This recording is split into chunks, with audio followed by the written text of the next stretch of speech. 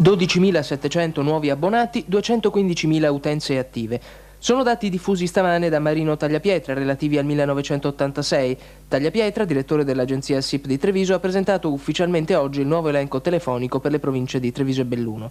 Un'occasione per fare il punto sulla telefonia. Parallelamente allo sviluppo di quella di base, anche nel trevigiano è stata rivolta particolare attenzione ai nuovi servizi telematici. L'anno decorso è andato bene. Abbiamo avuto un incremento di 12.700 nuovi utenti, per le categorie normali, mentre per la categoria affari, per le attività produttive e di commercio, un incremento di 1.800.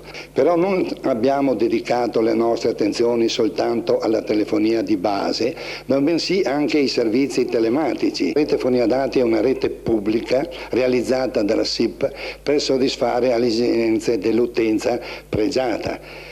È una rete che permette la trasmissione sia di fonia che di dati, ma il grande vantaggio è che è rete pubblica, quindi accessibile a tutti, e i prezzi sono concorrenziali, tenendo presente che dà i stessi risultati di qualità di servizio che attualmente viene riservata soltanto alla rete dedicata, cioè quella rete specializzata per la trasmissione dati.